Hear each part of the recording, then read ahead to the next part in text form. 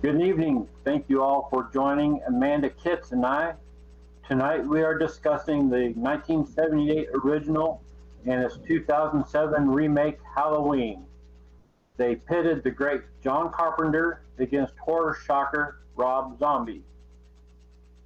While these movies are both similar, they are extremely different.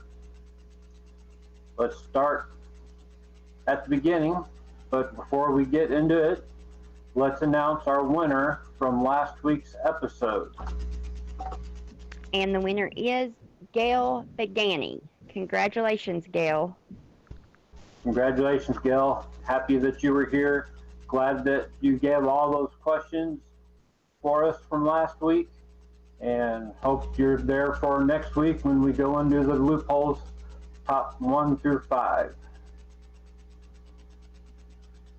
All right. With young Michael not being developed in the original, Rob Zombie gives a whole backstory. It took Zombie an extra 18 minutes to tell us about Michael. Amanda, was the backstory successful? Yeah, I like the backstory.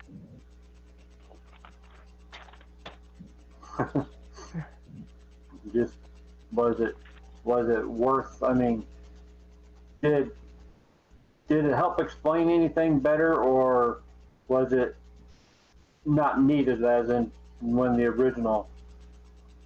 I liked it, but I don't feel like it was needed. You don't feel it was needed? Well, I think anytime that they have backstories, if it's easier to what's the word I'm looking for? Just showing a little kid knifing is a girl in the room tells us nothing. We don't know who the girl is or what's going on. So to me, it was kind of a wasted effort. But I liked the backstory a lot better with Rob Zombies. It explained what was going on in my opinion.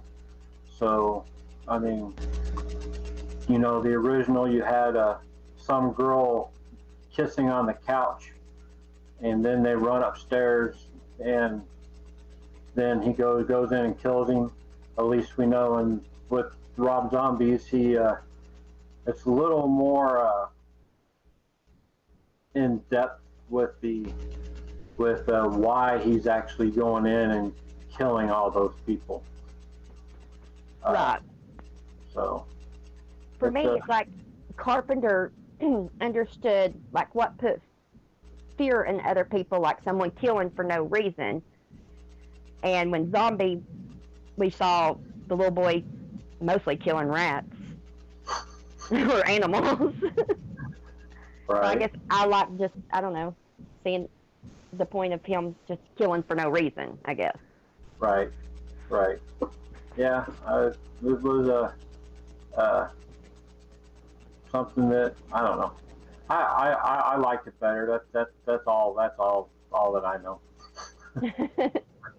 I know that Michael Myers was alluded to as the big bad in the original. The name Michael Myers, but the role was actually credited as the Shape. I thought that the way that Rob Zombie tied the two movies into each other was a great idea.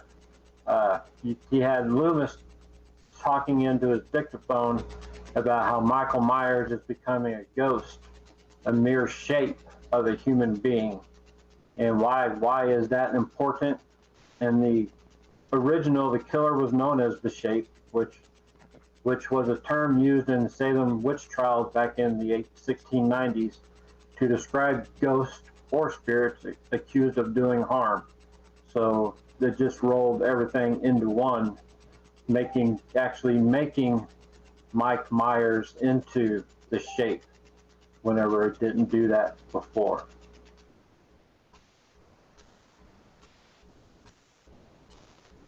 That's good to know. Huh? I said that's good to know. Right. A lot of people didn't know that I don't know. If I like to read credits, so you find out that the shape is actually not Michael Myers in the original. In my opinion, they were two different things until I did research. So Right. I know that in Carpenter's, Michael was still a man that could be hurt, but it seems that in Zombies movie, he's more supernatural than a man. You know, whenever Laurie stabs him in his neck and he goes down, and then she gets through that fencing, and then he pulls the sword out. There is no blood spray that comes out. Nothing. I mean, he doesn't even show any blood or anything on his coveralls, which was, I don't know. It kind of took away from. I don't know if he was meaningful for him to be more supernatural than a man, but I think it took away from that part of it.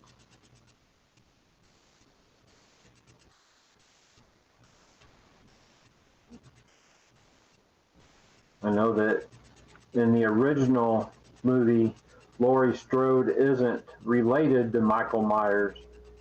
Uh, did did that have any bearing on the way you watched the first one and the second one? No. I know that if she becomes as a sister in number two, but then we have a bunch of movies in between, including of course this one. Whenever they get to the 2018 movie Halloween, it retconned everything all the way back to the original 1977, where Laurie Strode becomes the babysitter again and not the sister. Yeah, that's a little crazy. I mean, you know, they've had to retcon the story so many times so far. Do you think that has any bearing on how you like Michael as a bad guy? No.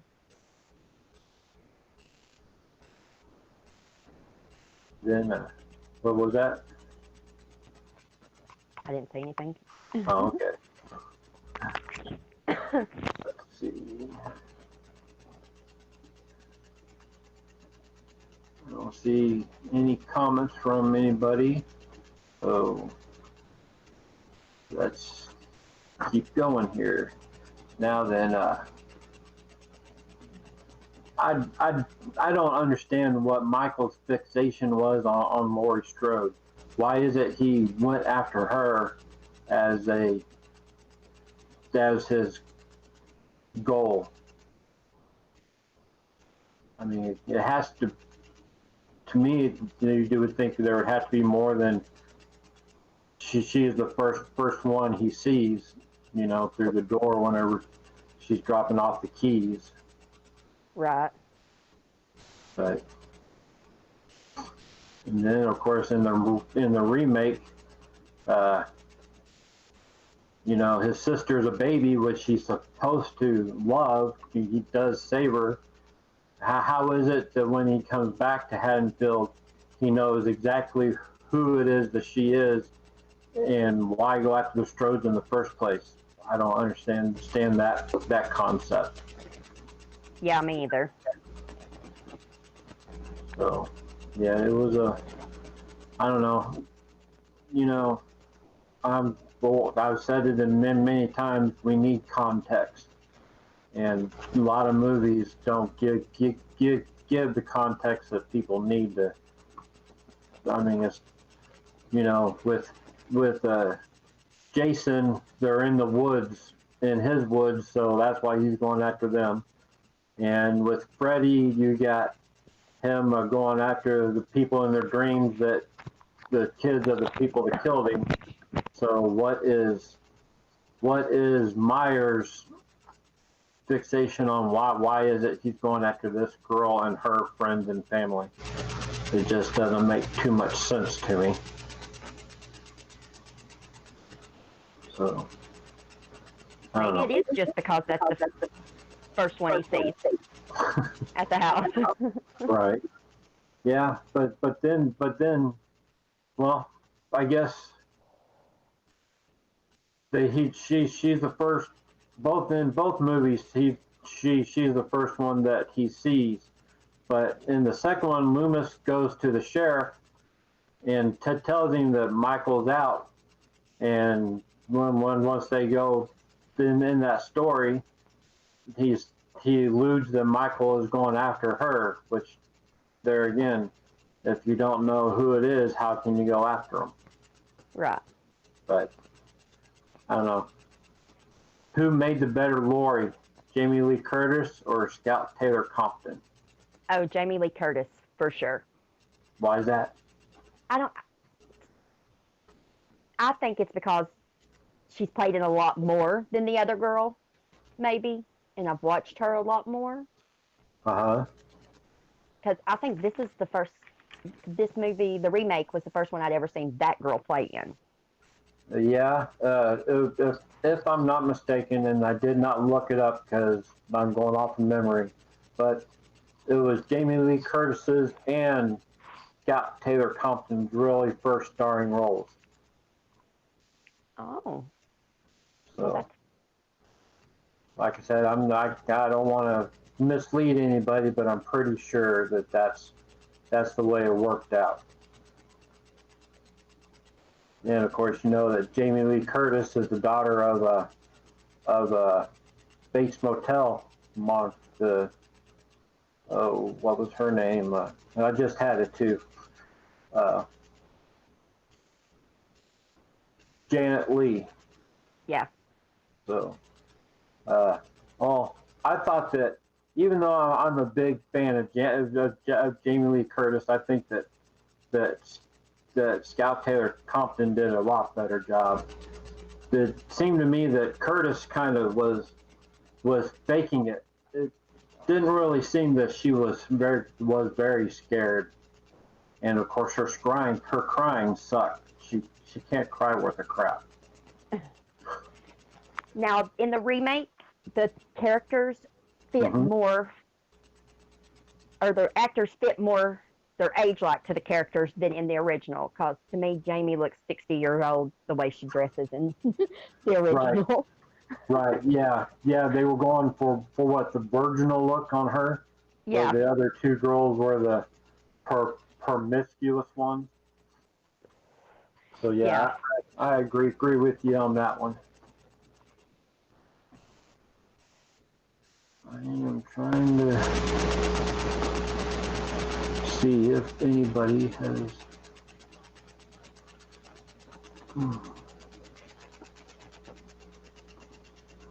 came up in the announcements, but I don't see anything as in anybody is commenting. I don't know if everything's going well. I know that Anna Babcock was here, so I know that. There we go. Now I see Anna. I had some technical difficulties. I'm sorry about that, Anna. Let's go back a little bit. Anna likes the original much better. She doesn't think that I'm guessing the going after Laurie makes sense. There's a lot that she doesn't understand. And maybe he's just drawn to her for some weird reason. Yep. Definitely. That's definitely it. Right. And let me say again, I'm sorry everybody that I didn't see this. We had technical difficulties in the beginning, and it looks like I'm still having them on my end. So sorry about that. So maybe now that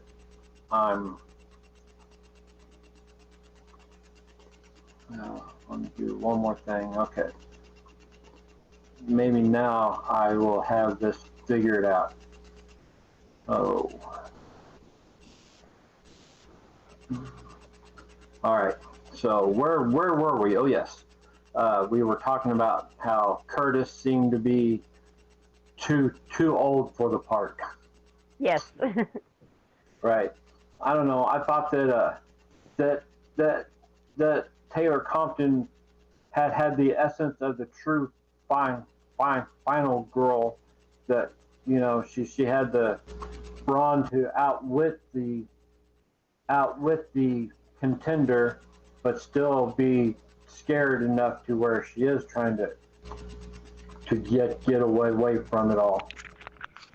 So I thought that I just so I mean everybody has their own who's better than the other. So, but that's my take on it. Excuse me. Movie similarities. The cast is made up of about the same complement, and they're basically following the same storyline. I mean, did you see where they had a different? I mean, they had the same amount of friends, and their friends did the same thing to bully him, and of course they all pretty much get killed in the same order. So did you see much of the difference there? No, not really. And I like it. I like it being so close together. Right. Instead of going way off topic or way out of character. I like it. Right. I mean, you know, we did the last one on the Child's Play, and how they changed that one drastically from the original, where this one kind of stays in the same ballpark. So I think that this one was better for doing it this way, and the other one's better for doing it the way that it did it. Yeah. So. And I know, I mean, there's a lot more carnage and zombies, of course, than Carpenters, which I thought was a lot better. And that Carpenter was pre-80s, the TNA movement. Oh, excuse me. But Zombie took the TNA movement and ran with it. Yeah. So, do you think that the remake paid homage, or did it steal from the original? No, it paid homage. Yeah, I agree with that one. There's not much that can be said about that one, right? The cameos in the movie, there are, of course, many actors from all the Rob Zombie movies. He tends to hire the same people over and over again. Of course, Laurie Strode's mother, Cynthia, was Dee Wallace Stone, one of the original Scream queens who came after Jamie Lee Curtis. Her starring horror movie role was Cujo. And then you had Sheriff Lee Brackett. Which sheriff did you like better, the first one or the second one? The second one. And of course, he was played by Brad Dourif, which of course was Chucky. And we also had Bill Moseley was also in it, who played Leatherface's brother from Texas Chainsaw Massacre 2. So I think that he got. I think that Rob Zombie was paying tribute to all of the earlier horror movies by bringing those three into the show. Yeah. But I know that Stone and Moseley are, of course, like I said, they do have been in other Rob Zombie movies, but I don't recall Brad Dourif in it. So, but I don't know, he could have been. So, what's your on was, I guess,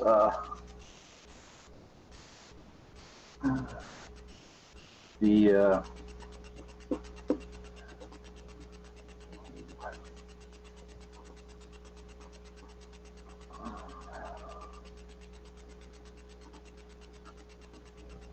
okay.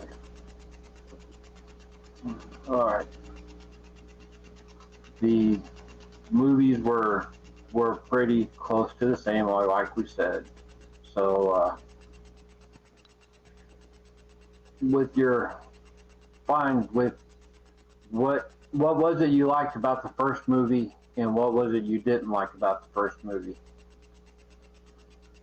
The little boys, when they're, the before the mask in the first movie. To me, he just, whenever he takes off the clown mask, he just looks innocent, a little innocent, sweet little boy. And Right. he shouldn't have looked that way. And now in the remake, when he takes off that mask, that kid looks evil and plays the part.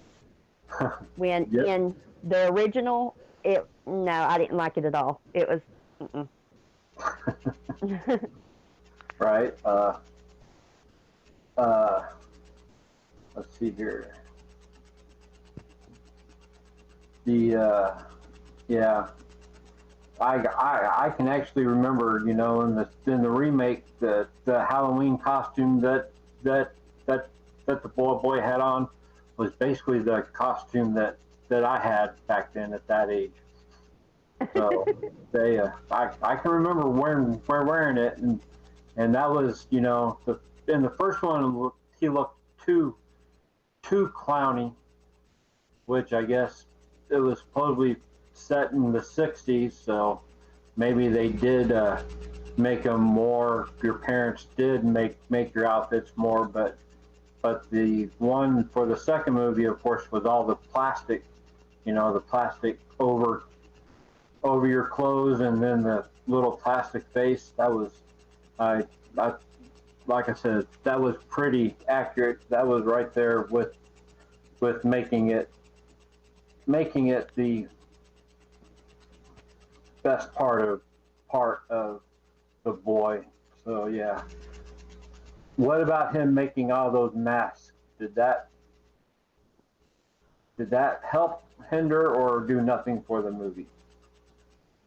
I don't think it did anything for the movie. Yeah, I mean, we knew what mask he was going to end up wearing, so Right, right.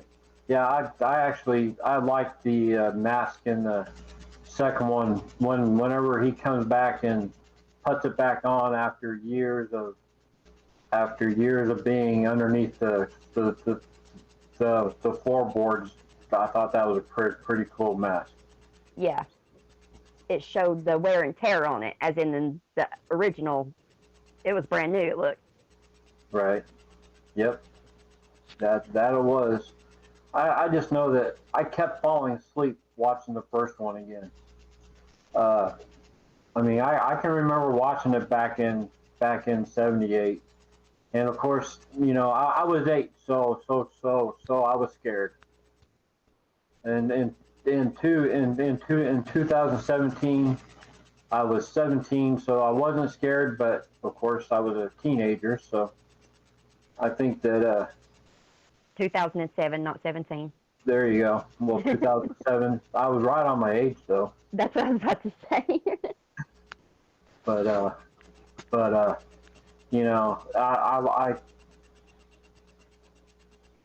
don't know. I just was,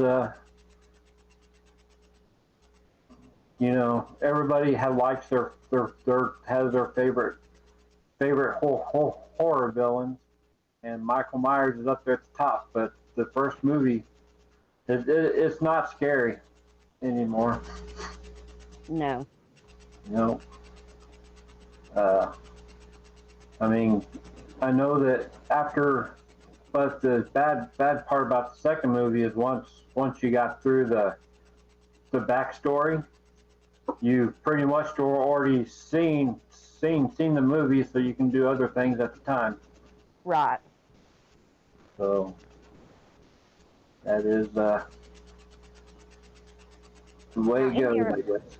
in What? the in the original movie, at the beginning, before he kills his sister, we are watching through the mask, and I really like that. To me, that felt a little creepier, as in the remake, we weren't. If that makes sense. Yeah, I I really like mean, that about the original. To me, it made it feel a little creepier, I guess. right, right. It was, whenever the kid picked up the mask and put it on, whenever and walked up, but you're right. It did make it more the first person going into it, made it more. I don't want to say exciting, but uh, more believable. Like it puts you in the seat of the actor. Right. So uh, if you you had to choose one over the other, which one would you choose? Um.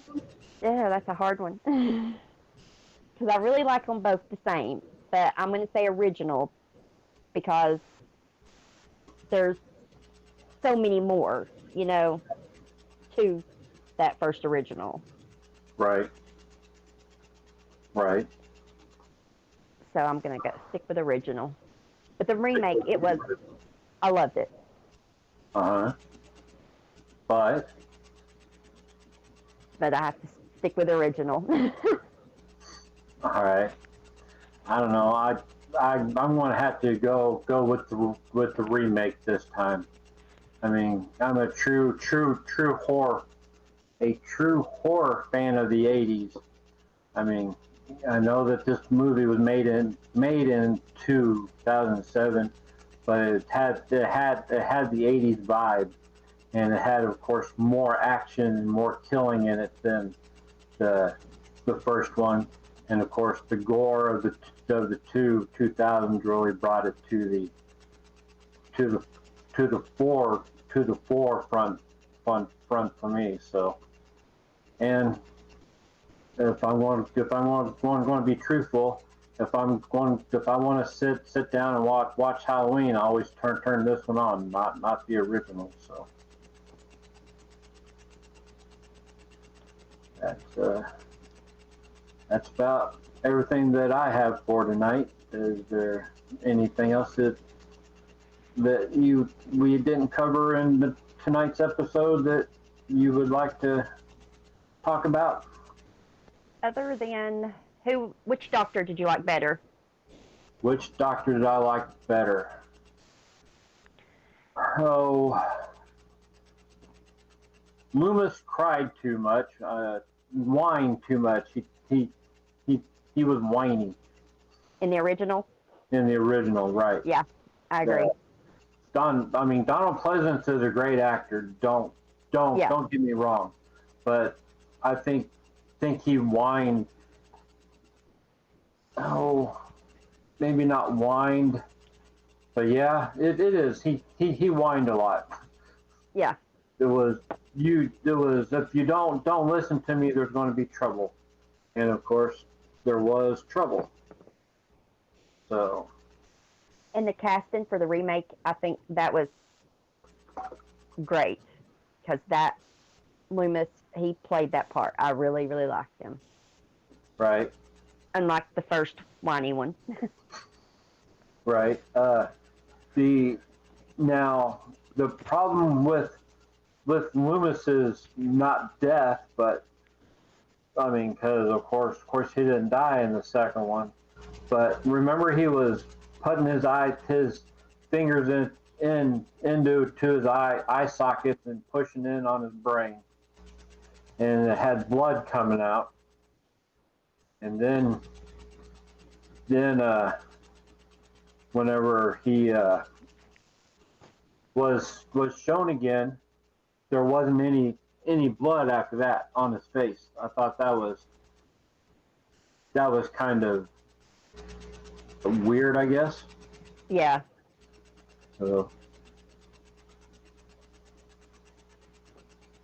Anna says that I'm pretty sure she was saying that Looper. She loved the first Loomis, and she agrees the casting for the remake was great.